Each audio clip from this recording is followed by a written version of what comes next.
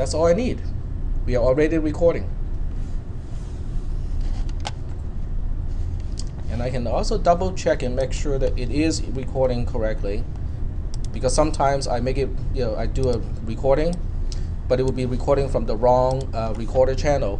So those students will be watching a silent movie, with no sounds, which kind of defeats the whole purpose of a screen recording for a lecture. All right, so we are good here. And by the way, for those of you who are kind of curious, this is called a command line interface. Most of us do not use a command line interface because we are more used to pointing and clicking. To me, this is more native. I can actually use my system a little bit more efficiently using a command line interface rather than the point and click. But I can point and click as well. It's just that for certain things, this is more efficient for me. All right, so we'll start the class. Hello. Hi. Go ahead and find a place to sit down, and we are already kind of in progress, but you're not missing a whole lot yet. All right.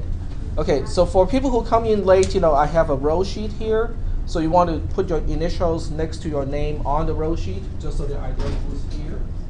Okay, so how about the wait list? You're on the wait list. Put your name put your initials on the next to your name on the wait list. I believe I can add everybody to the class today. So. All right. Do we need to not have the class canceled? I think the class is not going to be canceled. Very good. So everybody gets to add to the class, and the class is not going to be canceled. It's the best of both worlds. I'll be right back. All right. So we were happy to see the ones that came in late. They came in to our rescue. All right.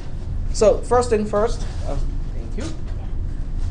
Okay. First thing first. I do not use D2L. So for those of you who have used online classes before or hybrid classes, you might be familiar with Design to Learn. I do not use Design to Learn. I use Moodle instead. It serves the same purpose. It's just a different interface. Okay. So in other words, a car is a car. It's a this is a Chevrolet and the other one is a Ford. Yep. I got a letter saying that I couldn't be added to Moodle. And I wondered what that was about at the time. Oh, okay. But you're enrolled in class right now. Yes. Okay, so you should have an account now.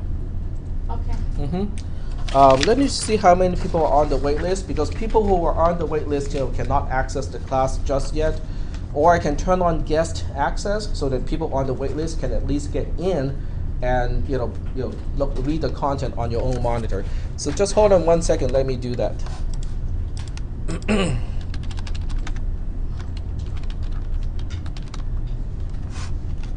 So this is CISA. So once you log in, you will see that you have an area called My Courses. It will list every course that you enrolled in this area. Most of you will see only just one item, which is cisa141, Capturing and Publishing Digital Media. But if you're taking multiple classes that are offered through Moodle, you will see multiple items here. So I'm just going here, and what I'll do right now is to turn on guest access. So even if you are not currently enrolled in this class, you will still be able to access the content in this class. Okay, so go to settings, and I'll just go ahead and enable guest access. It's available. And where's my guest?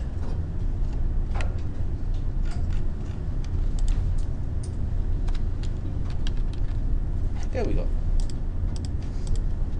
And I'm just going to turn on guest access without password. So for those of you who do not yet, if you're not enrolled in this class, go to Moodle anyway. Go to moodle.losreals.edu, and then you need to kind of go through all the courses to find CISA 141. But once you're enrolled in class, it will appear as one of your courses, and that makes everything easier. And I'll just kind of bump up the font size so everybody can see a little better. Are there any questions at this point? No questions? All right.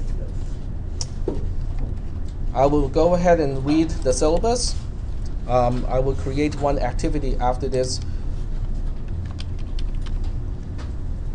All right, so this is our syllabus. The syllabus tells you, what you can expect out of this class. For instance, what are my expectations in classroom, what kind of homework you might be getting, and that sort of thing. So we'll go ahead and read some portions of this. The title of the course you should know already because you're here. This course is an overview of multimedia publishing software and peripherals, which means hardware, used to produce digital media. Topics include the function and features of technology devices such as camcorders, digital cameras, digital music devices, graphics pads and pens, DVD-CD burners, USB drives, and photo CD-DVD printers. Multimedia publishing software and devices are examined and discussed for advantages and disadvantages. File and equipment management techniques are presented. And this part here, is called the student learning objectives. It's basically what you should be able to do after this class. So in this particular case, it includes analyze the potential of multimedia products for use in business and organizational communications. And it's missing one item, which is personal, okay? Because sometimes we want to use multimedia for personal communications and not necessarily for business or organizational type of communication. Okay, do you guys get the point? What the difference is between personal and organizational? No, not really. Okay. Describe the different technologies that can be used to capture and acquire digital images, and that list, is both getting longer and also getting shorter at the same time. Okay. The reason why it is getting longer is because we have more technology now and there are more products. But it's also at the same time getting shorter because some of these media is getting phased out. They're no longer in use. They're no longer modern, and they get phased out. Operate multimedia peripheral devices such as digital cameras, scanners, CD and DVD read-write, camcorders, and graphics pads. So we'll talk about how to operate like a digital camera and so on. Evaluate multimedia software and devices for use and end results. So we'll go ahead and look at some free multimedia software. Okay, I'm really big on the concept of free, like there's no textbook in this class, so the text is quote-unquote free. I'm big on open source software, which means you can download and install the software on as many computers as you want. You can send the links to other people, tell them to also install, and there's no cost to use this kind of software. Yeah, and still be able to achieve the results that we want to achieve. Okay, because you can use free products, but the question is, can they do what we want to do in this class? Yes, sir. Yes, madam. If we didn't attend the class today, would you still be able to enroll into the class? No, because this is the first class, so being here is kind of mandatory unless that person is sick and have a doctor signature. Do you want to get someone else to kind of enroll in this class? I have a friend that's in my next class. Okay. And she's pregnant, but she's trying to get another class because she needs a few more units. Okay, I can understand that. That's okay. So I was gonna tell her if it's okay if she can join the class. That's why I asked that, because I've been helping her get her units up. So I got her in 2 classes, but she needs a couple more units. So you didn't tell her about this class before? I didn't tell her about it. Do you think she can benefit from this class? Well, I don't know. I don't know. Well, she has a baby coming. I can see a lot of personal multimedia communication. She's not due this semester, but I mean, she's been asking me, well, I need some units. I need some units. Once she's pregnant, it's just inevitable, right? The baby will come out. Get her in on Wednesday, okay? Get her in on Wednesday. Well, when I see her in my next class I take today, I'll tell her, and if she wants to, I'll give her your email or whatever. She can email you about it. Yeah, but she will be here for the knowledge, not for the units, all right? Yeah. Okay. The units is just there, exactly. But I think with the baby coming, multimedia presentations, I mean, that can be useful. Yeah. Lucky baby. And then we have identify appropriate software to open and edit various digital file extensions. So that's, this is something we'll learn along the line. Plan and publish multimedia projects using 3 different forms of digital media. The 3 different forms it sounds like a lot, right? I mean, what are we talking about here? Well, I can give you 3 right away. 1, music, that's audio. 2, still pictures, okay, just regular photographs. And 3, video. Okay, that's 3 already. And it's not difficult to get these 3 sources. You might think, but I don't know anything about music. I can listen to music, and there are certain types of music that I enjoy. But I'm not a composer. I cannot play, guitar or flute, like musicians do. Trust me, we'll find a resource so that you guys can incorporate music into your stuff for free and also legally. Yep. Still taking this class because I'm audio engineering major. Okay. So this will be helpful. This will be, I think you will be way above our level. Because if you're going to be an audio engineer, you will probably know a lot more about this stuff, especially on the audio part than I do. So you feel free to contribute. I'm in the beginning stages. I know, but you guys are just humble sometimes. But anyway, let me know when when you can share your knowledge with the rest of the class. Okay, I appreciate that. Okay. All right, so we have 27 lecture hours and 27 lab hours. I personally like to lecture, and I think you guys can do the lab on your own. So we'll probably split the time, into half and half. And since this is only the first day, we don't have any labs to do yet. So we'll just go ahead and just do the lecture part. This is about me. My name is Tak. First name is T-A-K. Last name is pretty much unpronounceable, but you can. Aoyang. Aoyang. It's a Cantonese approximation, and Cantonese has 9 intonations to every sound, and there are sounds that are missing in English too. So the translation result is usually not very pronounceable. My office is number 7 in Liberal Arts 133, which is a building on the next aisle. If you go through the glass door, my office is almost the last one around the corner. My office hour, obviously, the first 8-week schedule doesn't apply anymore. So from now on, it's very convenient for you guys because it's right after this class. On Tuesdays, it is from noon to 1 o'clock. On Thursdays, it's from 5 to 6 o'clock. And on Friday, it is quote-unquote online, which means I won't be here in my office, but you can send me email, and I will still be able to reply to you. My phone is 484-8250, so it's convenient for people who want to use the phone and call me up. And the interesting thing is, since this is a multimedia class, is if you call me and I cannot pick up the phone, what do you think would happen next? I get a voicemail, okay? But most of the time, when people think about voicemail, it means the phone blinks and I need to hit a button to replay the message. It's not the case here.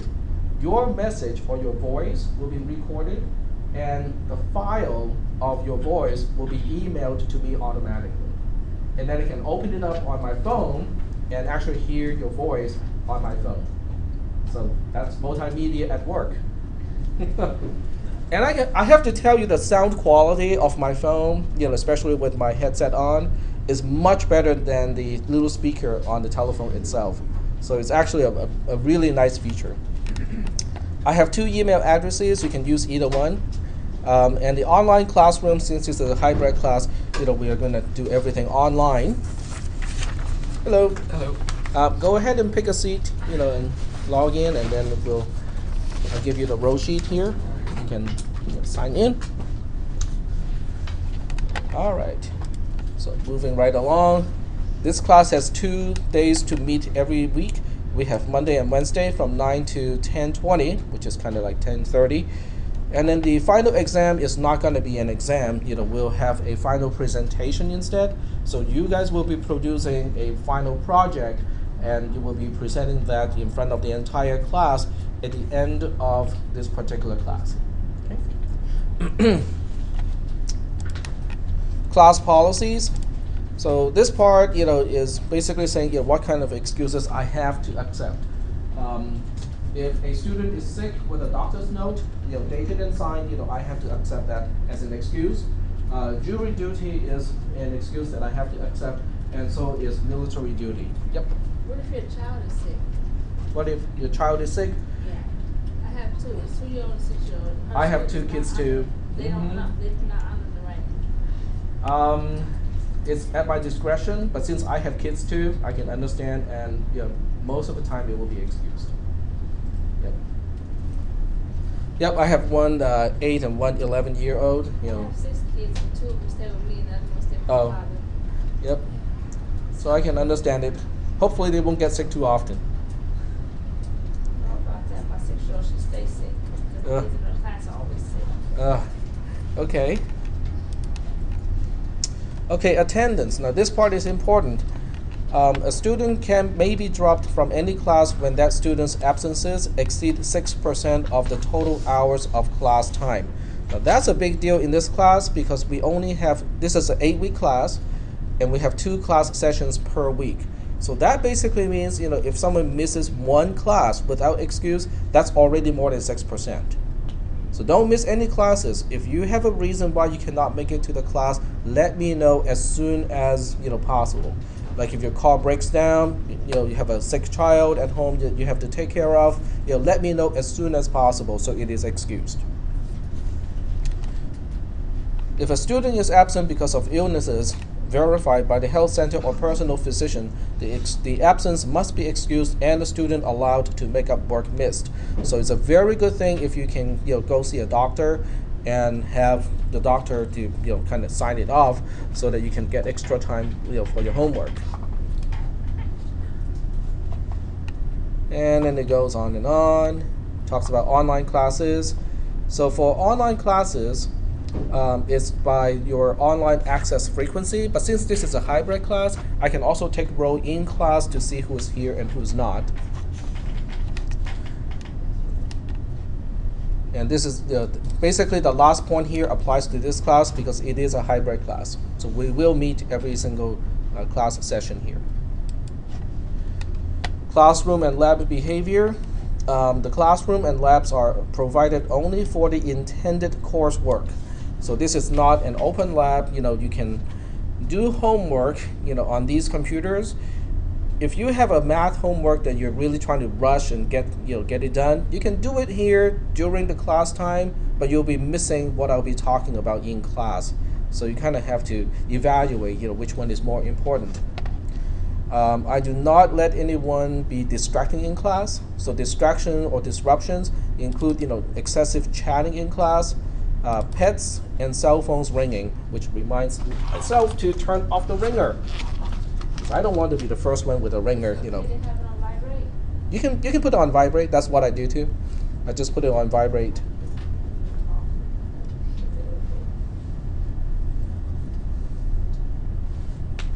There we go. I'm pretty sure there are apps that can turn off the ringer at just the certain times of the day, so we don't have to do it manually. No eating or drinking in class. I know this is a morning class, 9 a.m., and some people are still having breakfast, but try to eat before the class or after, okay? Because you do have computers in front of you, so I don't want any spillage or food items on the keyboards. Non-compliant participants, that includes other people, will be asked to leave the classroom, and further non-compliance of no, I'm not going to leave the classroom will involve the security personnel, campus police. All right, conduct code, same thing. Now this part here talks about what is considered cheating, and do I have to go through this, or can you guys read this on your own? You can read it on your own. Okay. So basically, the bottom line, if you just kind of skip all of this stuff here, the bottom line is whether there's a deception of some achievement that is not representative of a particular student's actual achievement. So that's the bottom line. Okay. So moving up, the grading part is fun because you can see that to get an A out of this class, you only need 87.5% of all the scores. To get a B is 62.5%. To pass the class with a C is only 37.5%. Yeah. With my other classes, my ABCDF distribution actually matches the equivalent classes at a UC. So just because the breakpoints are different doesn't mean any changes of distribution.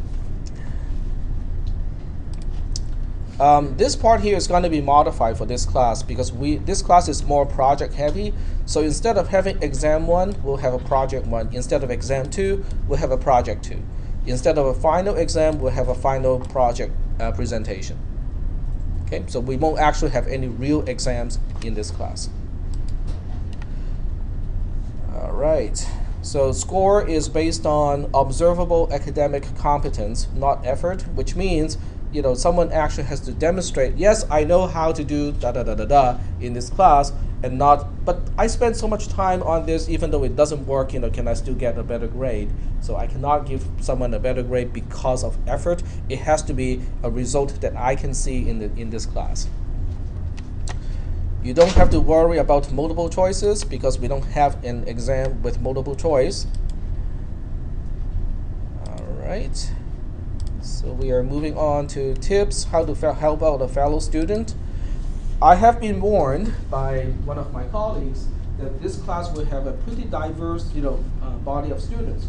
In other words, some students may have a lot more expertise, with how to use computers and other stuff, while some other students may have more expertise from the perspective of art, like, I think this design is better, or you can change it this way so that it looks better. You guys are more than welcome to help each other. In fact, I think it's a good thing that you guys can help each other after class. Someone with more technical skill can help out someone with more artistic skills, and you can learn from each other. That is perfectly fine. The only thing I do not want is people to do homework for other people. Like, oh, the homework or project 1 is due tomorrow. Can you help me get it done? Well, I can help you by explaining the concepts, telling you all the techniques, and repeat what Tech talks about in class, but I cannot actually do it for you. Okay?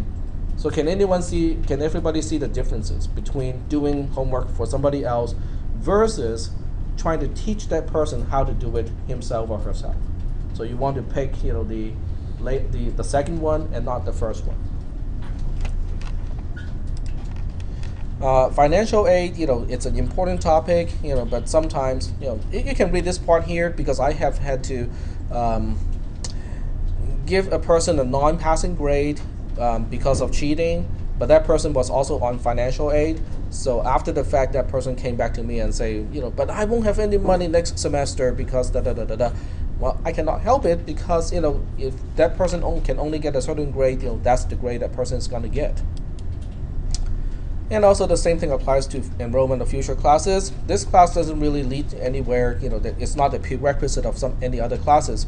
So I guess you'll be, nobody is going to have a problem with that. This one talks about study habit. So typically you want to go online and check all the links that I have. So at least read before the class. The first class obviously is not included, but try to read all the links that I have on Moodle before coming to the class, so that you have an idea of what we'll be talking about, what the projects will be on, and so on. And because of the screen recording, you can also watch the entire class again. Now, screen recordings can be a little bit tricky to use, because sometimes you may not want to watch the entire thing from the first minute all the way to the end, because that will take you another 80 minutes. So what you can do in class is on your own notebook, kind of write down some timestamps. Okay, so at you guys can, the clock is in the back, so I can actually see it. But you can say at 9:39, Tech is now talking about da-da-da. Okay, just jot down a little note there. Okay. So when you watch the video and you just want to revisit a particular concept, you can just fast forward the video clip all the way to approximately where the topic is. Then you don't have to watch all the way from the beginning and try to search for that topic. So it's just little techniques they can use to try to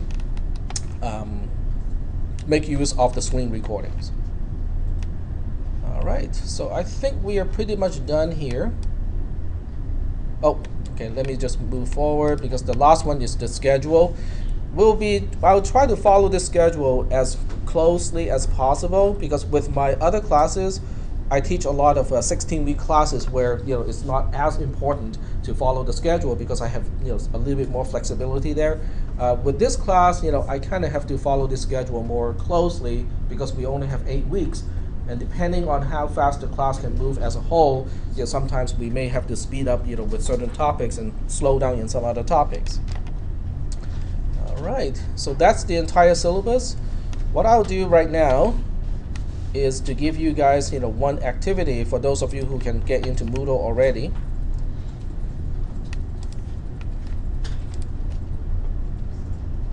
And this activity, all it is really just to make sure that I know that you guys can get to the syllabus. So I'll go ahead and create an activity called a choice.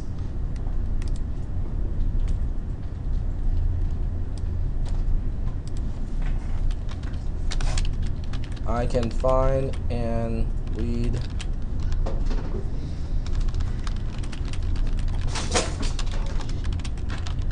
it's basically just an acknowledgement that you can find and read the syllabus.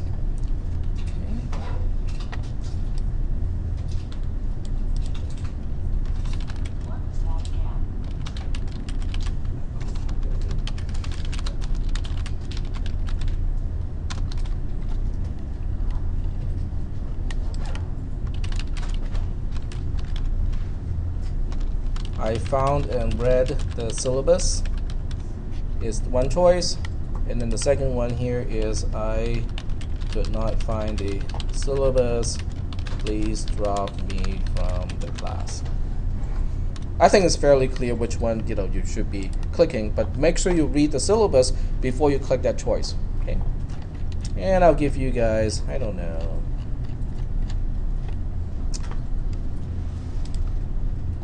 how about I give you 2 days to do this?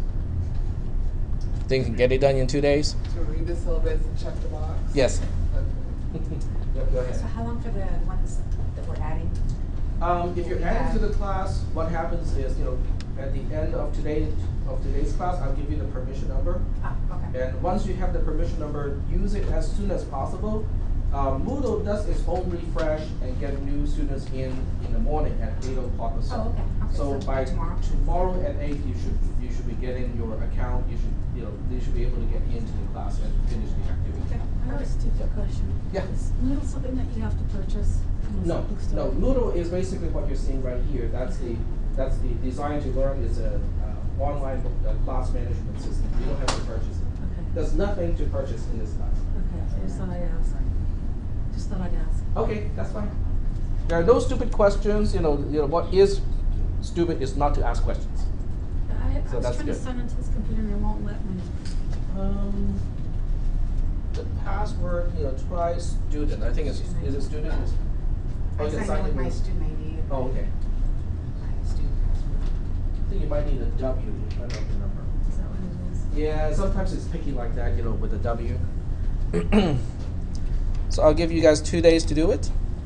So by the 24th, and let's say at the end of the class on the 24th, I want people to have pick the choice.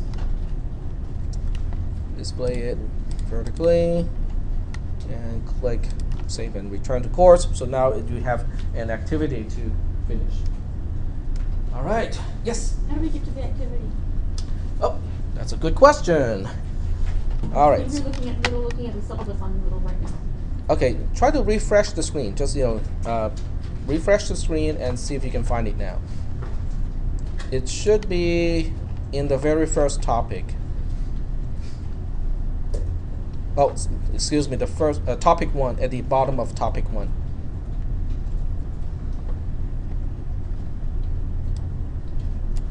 Do you see it? Okay. Yes. Okay, great. Let me change my role to a student. So everything that you see now on the screen will be what you should be seeing as well as a student. So when you look up topic 1, you can see that there are several links here. The first 3 are basically things that I have typed, about multimedia that you should be reading. These two are homework assignments. When you see a little hand with a piece of paper on it, those are homeworks. And the last one with a big question mark is a choice activity. In this case, it's an acknowledgement that you know where to find the syllabus and you have read it. Yep. How do you get to this website if you're at home? If you go to moodle.losrios.edu. Let me write it on the board. What are the little papers? Those are just questions? What's that? Those are homeworks. I can click on those and explain it. This one is try two. Let's try this one. Oh. So when you're home or at the library, you can go to moodle.losrios.edu. It's an internet web address, which means you can access Moodle anywhere you have internet access. Yes? So all homework that's being turned in, you turn it in on the internet? Yes. And not, Yeah, there's no paperwork in this class. just wanted to make sure. Yep, that's good. Any other questions? Well, since we are all here, and for people who are, can everybody get to this point? Even people who are on the wait list? Because I turned on your guest access? Okay. Now, if you're logging as guest, you cannot click the homework and see what is in the homework because that's actually only for students who are in the class. So for people who are adding to the class, make sure you use your add permission number as soon as possible so that by tomorrow morning, by 8 or 9 o'clock or so, you'll be able to access the homework and do all the other stuff that everybody can do today. All right, so what I'll do is I'm going to start with the first one, which is what can you do with multimedia content? This is really kind of long and boring, for a class that talks about multimedia. This is not very multimedia, is it? It's kind of dry. But that's that's just notes that I write so that you guys can have a feeling of what it is about. We are going to talk about several things like multimedia can be used for personal communication, which is kind of missing from the mission statement of the class. What kind of personal communication do you think can utilize multimedia? I just gave you an example earlier, right? Your friend who has a baby coming can probably use personal communication or use multimedia for personal communication. What do you think can be done? Okay, here we have a new baby, or the preparation of the arrival of a new baby. What can we do about multimedia? So the whole Skyping and all that, the video chatting. Okay, you can share the video with other people. Okay, yeah. Can you do it live? You can do it live. In some cases, yes. Most social media websites can do it live now. But sometimes you may not want to do it live. Go ahead. A lot of people put up websites for the new baby, showing pictures. Yep. And the question now is, how can I make a website for the new baby? Do I have to pay money? I'm sure you have a way not to. Well, this class is all about free, right? So I can tell you right now that it is free. You go to shutterfly.com, you sign up for an account. They won't ask you for a lot of personal information, and you don't have to give your actual personal information if they do ask you. It's shutterfly.com. I didn't put it here because it's not time to talk about it yet. But since I'm talking a little bit ahead of myself, for those of you who want to get a head start, go to shutterfly.com, which is one of the many websites where you can post pictures, and you can run your own websites. As long as you pick a name that has not been taken, it can be your blah blah blah name .shutterfly.com, so other people can find your website really, really easily, and it's free. And then the other thing you can do with Shutterfly, obviously they are doing this for free for a reason. Can anyone kind of guess what the reason is? Well, they want to get your business. When you post the pictures online, they want you to order prints for those pictures online too. Okay, so let's say you have a really good picture of the baby, okay, sleeping, it's really peaceful, and grandma thinks hey, that's a really nice picture of the granddaughter or grandson. So grandma can now go to Shutterfly. Excuse me, you cannot eat or drink in the classroom. Thank you. So grandma can now go to shutterfly.com, go to your website, look at all the pictures that you have, pick the one that she likes the most and say, I want to order a 20 by 30 poster size print out of this one. And Shutterfly makes money for these things, okay? When a baby comes, especially if it's the first baby, there will be a lot of pictures, right? So sometimes, with Shutterfly, you can also reorganize all the pictures into what they call a photo book, which is basically a scrapbook, but it's done electronically. So now grandma can order the photo book, of the baby too. They can put the picture on coffee mugs, on blankets, mouse pads, coasters, and so on and so forth. So every time someone orders a physical, print or object out of Shutterfly, Shutterfly makes some money. And that's why they're making it available for free. But you have no obligation when you sign up, with Shutterfly.com. You don't have any obligation to order anything. You don't have to prepay anything. You don't have to leave your credit card number whatsoever. So I think it's a good free resource to begin with. If you want to order prints, hey, that's fine. That's up to you to decide. But if you just want to publish your picture so other people can see it, hey, that's really an unbeatable type of resource.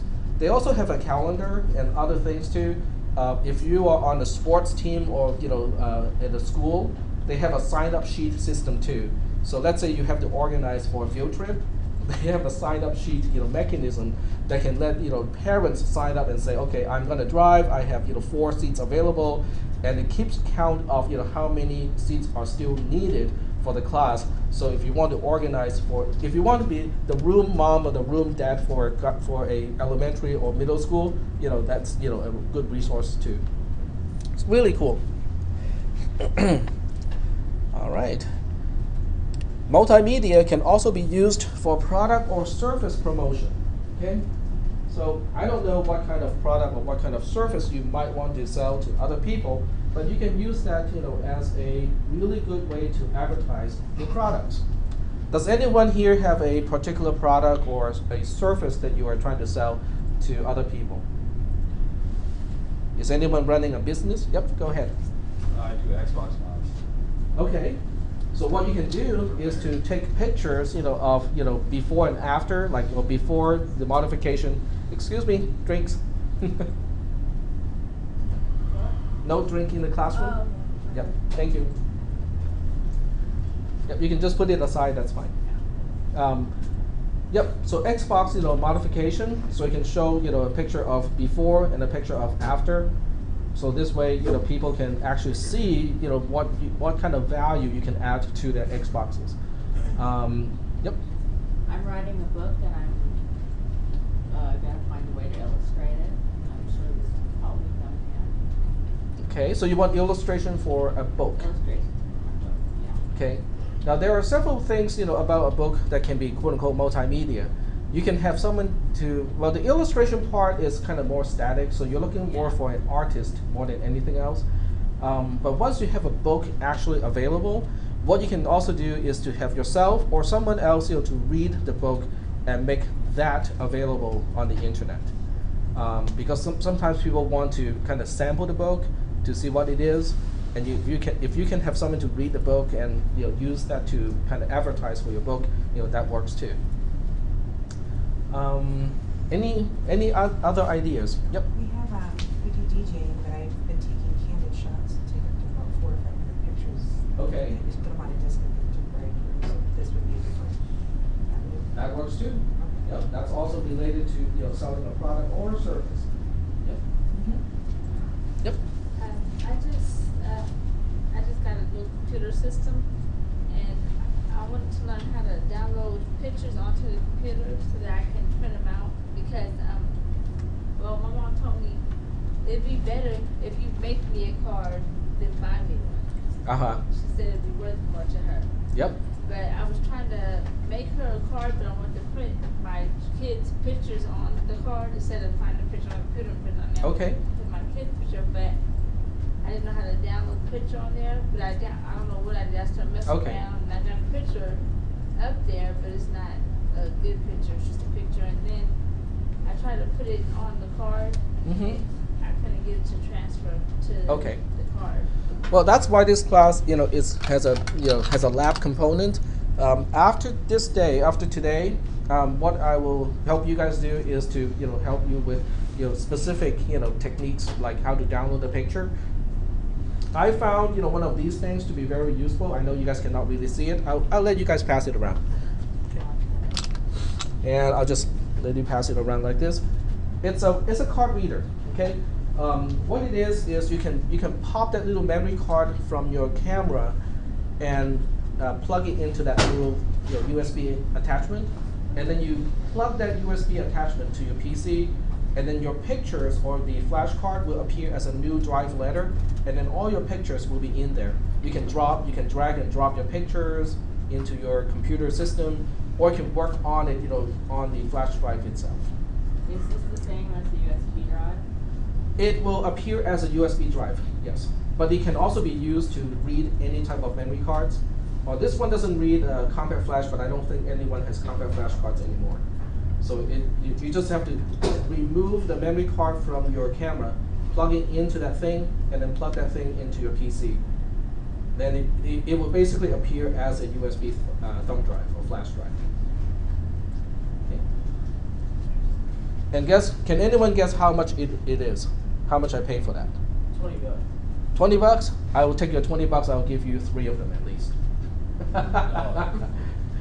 I paid $5 for that, shipping included. But it took me a month and a half to get it because it shipped directly from China. But it is really nice. That one is really fast. I compared that to some of the other ones that I got from Fry's for a lot more. This one can keep up with the speed. I can get 5 megabytes per second out of a class 4 SD card, which is really impressive. How much gigabytes in storage? That depends on your storage card. Okay, so I guess what we can do. Okay, let me finish this first, and then I'll talk about that a little bit. The last part is about instructions, just like what I'm doing right now. The screen recording is about instructions. Okay, so what I want to do right now is, I have some props here. This one is a non-functional SD card, but I will bet you that most of your cameras has one of these things inside. Is that right? Okay. Oh, you have your phone? Yes, it's my camera and it has an SD card. It has SD card or micro SD? I think it's a micro SD. It's a little tiny. Yeah, tiny little thing. But you can plug a micro SD card directly into that flash card reader, or you can plug it into an adapter like this one. Then you can put this one into a regular SD card reader. Okay. Okay. This is another type of flash card, but it's really outdated by today's standard. It's called a compact flash card. You can see how the difference of sizes between these two. This is old technology, and this is new technology. This used to be like really expensive. I think I bought this one for $60 or so. It's a 16 gig compact flash card, and I bought it for about $60. Today, if you want to buy a SD card of the same capacity, I think it's less than, you can get it for $13, $14. Okay, so we are talking about 1/3 or 1/4 of the price of this one for the same capacity. Okay, so that's that. So we will definitely talk about how to download pictures and have it available so that you guys can do some editing. But before you can do the downloading, you can do it 2 ways. Okay, so I'll just kind of describe it here because I want to make sure that you guys can get the material available. There are 2 ways to, if I write on the whiteboard, it's not going to be recorded. So what I'll do is I'm going to use an editor here. Let's see, I want to use, okay, this is an editor. It's called Mousepad. You guys don't have to worry about this. I just want to make sure that I'm using the screen as my whiteboard. Okay, so 2 ways to download pictures onto a computer. This is method number 1. Method number 1 is to first remove the memory card from the camera. Insert the memory card into a card reader. just like the one that I showed you guys. This is called a memory card reader. You can buy these things from Fry's or Best Buy and many other places. Sometimes you get a good one and it's really fast, and sometimes you get a slow one and the download speed can be a little bit slower. What do you look for a faster one? What is it that you're looking for a faster one? You never know. That's the problem. You never know the actual speed because they don't advertise it. This one I got it from dx.com, and it has like tens or hundreds of reviews already. And everybody who has one, says, "Oh, it's really fast. Go get one." And that's why I know it's fast. But it's not. It's no longer available from dx.com. They don't sell that. They don't sell this particular one anymore. So my advice is to go online. Even if you buy local, you want to go online to look for reviews of a particular flashcard reader.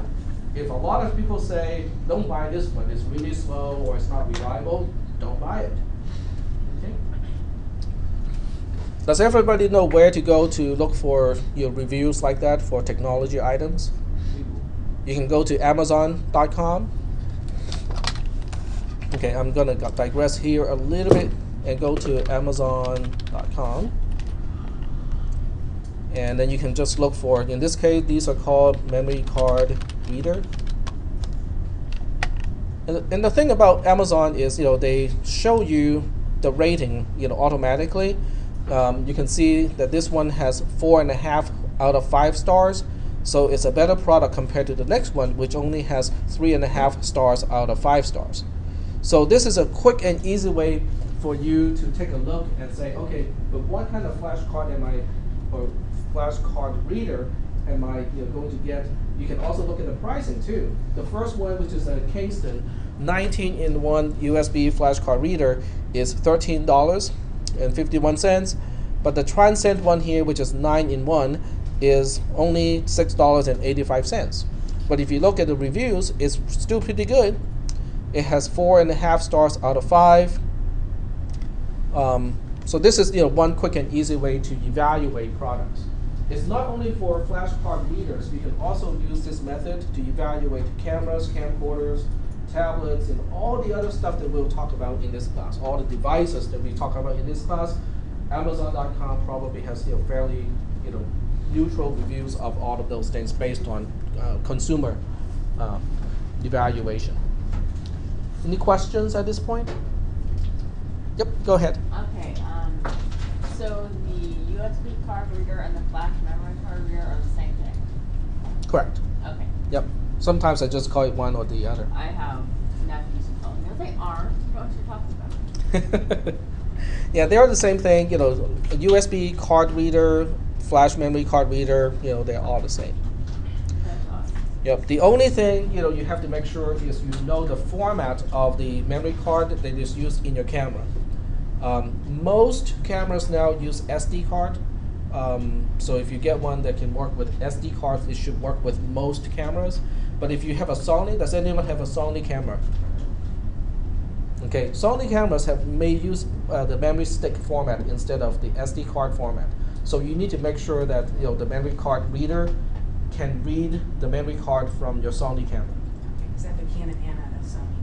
So Canon definitely uses SD. I know that for sure, unless it's a really old one. Sony's are more thinner. Okay. Okay, that's a memory stick. Okay. So that's the memory stick format. So you want to make sure when you read the specifications. So let me click on this one here. When you read the specifications of a card reader, they will tell you what type of format it can support. So in this case, you can see support 4, and it has a whole big list of memory. So this is memory card. I think MM is for the Sonys. It also says memory stick on there. It has memory stick. Okay, memory stick Pro, memory stick Dual, memory stick Pro Dual, memory stick Micro. So you have to read the manual of your camera and see which one it is. I'm not familiar with Sony products, so I cannot differentiate between all of these. I just we bought one of those Canon little portable printers. One of the girls tried to put her Sony memory stick in it, and it wouldn't take it. I don't think Canon will purposely design their products to work well with Sony products. Because you wanted to print a picture off of it. But It's time to buy another camera, buy a Canon camera, right? Right. Alrighty. So this, but does everybody understand what you need to consider when you buy a memory card reader? Is that okay? So make sure that you read the reviews, make sure the product is, is reputable. And then second thing, which is also very important, is to make sure the format is supported. Whatever format that your camera uses is supported by the reader. Okay, but that's only the first method. And so the first, switching back to the screen here. Oops, not this one, this one. Okay. And then after that, insert the card reader, oops, into a USB slot on your computer. A new drive letter should appear on the desk.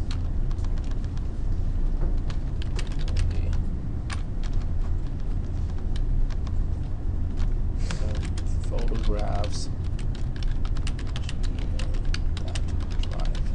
Now sometimes the new drive letter may take, I think, upwards of 10 to 20 seconds to appear because the card reader the computer wants to install a device driver for the card reader, so it will have to go through a lot of stuff internally to figure out what to do with the card reader. So give it 10-20 seconds before you say, but nothing is appearing. Well, give it a little bit of time to see whether it will appear in time. So that's the first method. The second method, which is not something that I use myself, is to connect the camera to the computer directly using a USB cable. You can do it. Most cameras now have a micro USB or a mini USB connector on the side. So what you can do is to connect those two together. But you have to turn on the camera in order for the computer to see the files on the camera, which I think is not as good because it uses up the battery. And what if halfway through the file transfer you run out of battery? So that's a I kind of like the first approach better because it just completely removes the influence of the camera from the whole equation. Okay, any other questions? No questions? All right. If there are no questions, we'll kind of move on. So we have just talked about what you can do with multimedia content. Let's go to YouTube and find out what people have done with multimedia content. Okay, I'm sure you guys all know about YouTube. Yes, yeah. I know. Yes. Okay, how many people spend too much time on YouTube? Thank you for your honesty. Well, that's the thing. I mean, but who can post content on YouTube? Why is it so entertaining? Anyone. Sorry? Anyone with computer access can post videos. Exactly. Anyone with a computer access to the internet can post content on YouTube. Go ahead. And it doesn't matter what, well, it actually does kind of matter. Well, most content is actually widely available. It can go from, just as we're seeing,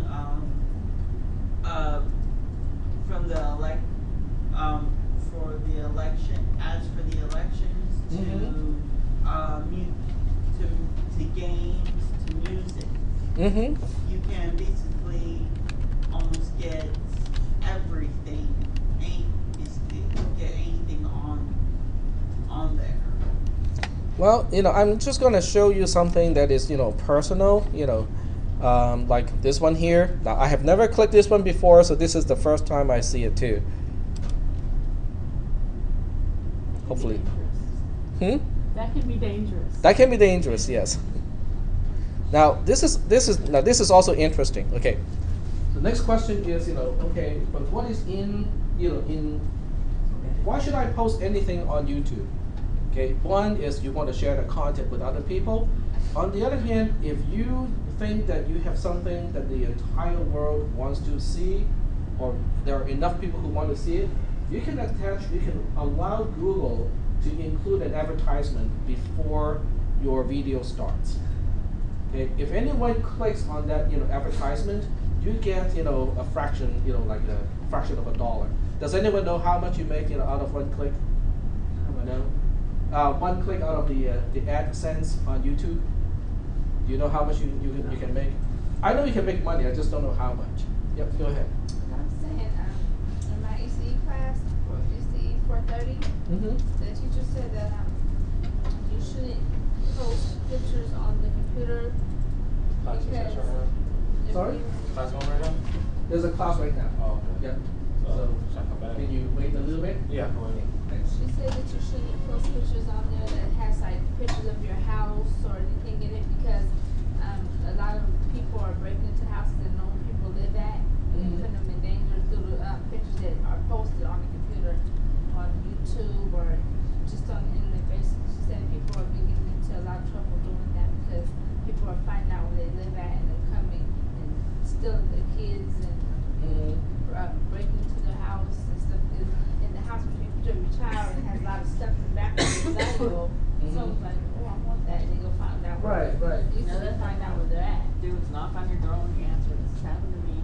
They grab whatever they can get when you answer the door. Oh. And run out. I've had people barrel to my bedroom, which is the first one on the hall, and grab whatever they could get of mine. Wow. I'm missing a jacket and CDs. Really? Yeah. Wow. That happens around us all week. I have a storm door, so I usually just open the inner door, but the storm door stays closed when I talk to any type of solicitor. Yeah. And that really helps. I don't have that. I have a camera in my front door, my garage, and on my windows. Oh, So I wow. can see everything's going on outside. It's just There's a like- website that will, if you type in an address, they can show you a picture of that front door, and I'm like, this is gonna be fake. They can show you a picture of your whole house and everything around your house. I Houses don't that have know perk. if you want to know that. You mean from Street View? No, it's like someone standing right up a few feet away from your door and Yes. filming it. It's mostly, actually, I think it was a program out at Civic Heights Police Department. So there's a reason for it. Okay. But it's everywhere.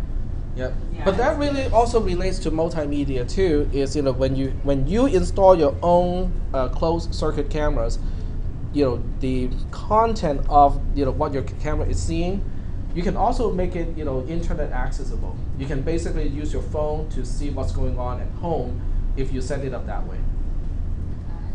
I have TVs in my house like this, like they have in the control room. It's control like that room. in my house, and I have one in my bedroom set like that, and I have one in the living room like that. So when my husband's in the room, and I'm in the living room, I can still see what's going on outside. He's like, who's that at the door? I don't know. Some person. So don't open it. Well, too bad in California you cannot set up a turret, to go with that too. In some other states, some people have invented like paintball turrets that can automatically follow motion and shoot, the whatever is moving. All right, so this is all done. Kaiser. Now this is interesting because why do you think Kaiser is advertising here? Because it knows it's a baby shower. So people who watch baby showers are typically more interested in a health plan or something like that, and that's why Google decided to place the Kaiser advertisement over there. So this is the content. Definitely not a professional production, and I guess this is how I turn on the sound system of this classroom. What is that? That's the candy bars when they melt them in the diapers. Oh, I thought it was something about that. Ew, gross. They teach God, we use mustard. Mustard looks closer to baby poop.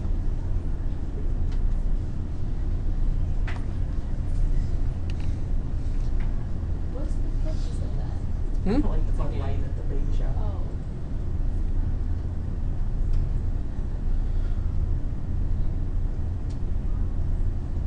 I guess that's beer. Yep. So they put beer in baby bottles and so on and so forth, and and that's it. Okay. You can also see how many people like it and how many people dislike it. 102 like and 10 dislike. Okay. And that's definitely personal communication. If I wasn't teaching this class, I would never click on a video clip like that.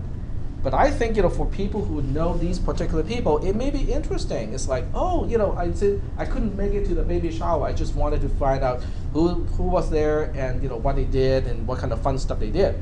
And this is a great way to share what people did in a baby shower. Okay, what else can you put onto YouTube? How about this? How to change bicycle tire tube. And you can see how many clips there are. Some of these are actually fairly professional. Yep. I wanted to share an example of how I used it yesterday. Go ahead. I used YouTube yesterday. I didn't know how to find a particular point of interest in my Guild Wars 2 game, so I went online to find instructions on how to get to that spot. Yep. Watch somebody else do it and tell how to do it. And my kids go to YouTube to find out how to use a glitch in Smash Bros. On the Wii system, because there's a glitch that can make Jigglypuff basically become as big as possible, like bigger than the screen itself. So they've tried to figure out how it's done, and they watch the YouTube clip to learn how that's done. I don't know what she be looking for or what she thinks she's doing, but she has my husband's phone here on them roll touch things that go crazy with rolling. But she gets on YouTube on it, and I guess she just like it looks like a movie. But it'd be people fighting and beating the crap out of people, it'd be all bloody and stuff. I don't know what she got into, but she got on YouTube, and they have people fighting, beating each other up. Is it like in a game or real? It's on YouTube. It's real. It's real? Yes. You have to flag it if you find something that is not suitable that should be available to everybody. You have to flag it and let YouTube know that this content should require signing in. There's a whole bunch. Yeah, you have to watch it with your kids. You cannot just. My daughter was looking at it, and I was like, "What is she getting into? What is she looking at?" Yeah, you have to go. You have to make sure that when your kids watch YouTube, you have to go with them to make sure they're not watching something they're not supposed to. She was 2 years old. She was messing with the phone. I started hearing something talking. I'm like, "What's this talking?" There's people there cussing. So I was like, "What is she watching?" And he was like, "I don't know." My husband got the phone. I was like, "Look at this." Like, look, and I'm looking. I'm like, "What is this?" And it's on YouTube, and people were cussing about pizza. Well, that brings up something that I will have to eventually bring up. Whatever you post that has your name on it or has something that can identify you as you, once it is on the internet, it's there forever. Now you can say, but what if I retract that video clip about me, cussing and beating some other people? Well, you can retract all you want, but somebody might have made a copy of that already. Okay, and once it's on YouTube, it's like genie out of the bottle. You can never get it back. So make sure you're very careful with what you publish on the internet, multimedia or not. Okay, you really have to be careful what you publish on the internet. Okay, but for bicycle, changing bicycle tires, there are so many clips here too. Okay, so in other words, people are already using this a lot in order to promote their products, because this is basically next to free if it is not entirely free. Okay. Can someone name a artist, a fairly recent one, who made use of the internet, Google, and YouTube to promote her product in this case? Her. It's a her. Lady Gaga. Okay, Lady Gaga. Now you don't have to like her music or her, but what I do want to bring out is Lady Gaga and how she used the internet to change her career. This is the one that you might want to watch, when you have time. Don't do it now, but when you have time, just go to YouTube and look for Lady Gaga Google interview. Because what you will find out is Lady Gaga basically bypassed, CDs and all the other traditional media to promote herself. She just used, Google and used YouTube to promote, her singing, her songs, and her products. And this is, what does it mean to you? What do you think? There's a lot of opportunities, exactly. Okay, you don't have to be a performer, you don't have to be a singer, but let's just say that you're really good with some extreme sport, okay? What can you do with YouTube when you are really good at some extreme sport? Yep. You could record you actually doing that and doing whatever crazy stuff you want to do. Yeah. And you could record it and post it on YouTube. Okay, but what is in it for you? I mean, why would you want to do something like that? You could get a lot of views, show people exactly what you can do in whatever extreme sports. Okay. You can also catch someone's attention that's Yep. looking to sponsor. Well, you can turn on AdSense for one thing. Oh, yeah, Okay. yeah. So that means other companies like Monster, people who make skateboards or BMX bicycles, they can put an ad right before your video clip, or put it next to it or under that, so that whenever people click on that link, you make some money. Okay, so there are opportunities already there. If you know that your video clip will be viewed a lot, you can already make money. Yep. So how does that happen? Do they choose which videos are these? No, you don't choose. Google will choose. So what you have to do is to classify the content of your video. Like in your case, it's a DJ, in action, or if you prefer, baby shower, or if you prefer, it's a book. And so as long as you tag your video correctly, Google will basically figure out what kind of advertisement should go along with your video. So if nobody clicks on the ad, you don't get any money. But on the other hand, if a lot of people watch your video and immediately want to say, oh, this is really cool, I want to do what that guy just did with extreme sport or whatever, and want to order this skateboard, as soon as they click the ad, ka-ching, you get some money in your account. Okay. So there's a lot of opportunity, in addition to promoting the product that you want to promote to begin with, or the service that you want to promote to begin with. There are a lot of opportunities to make money when you post content on the internet. Okay. So what we'll do, what you have to do, I know you guys want to go because you have other classes, but what you want to do is to go, let me go back to the class here. So what you want to do is to finish reading these and read the homework assignments. There are 2 homework assignments, and these are fairly easy to do, especially the project idea. I want you guys to start to think about what kind of multimedia project you want to get done by the end of this class. Okay? Think of something that is of interest to you. Okay? Don't think, oh, this is a class project, we'll just do whatever the professor says. Okay? I want this to be your project, but only using the techniques and skills that we'll learn in this class. That's the only part that has to relate to this class. Otherwise, the content is yours. Okay? So do something that you have always wanted to do anyway. Okay? So we're doing topic 1 and topic 2 both? Sorry? Yeah, we'll cover topic 2 on, we'll cover topic 1 for the most part on Wednesday, and then next week we'll move on to topic 2. So one topic is basically 1 week. Yep, go ahead. It's, yes, you can do it with Shutterfly. You can do it pretty easily with Shutterfly. So we'll definitely visit Shutterfly and what you can do with Shutterfly. And for those of you who want to add to the class, just come to me and I will give you your permission number. Okay, let me turn off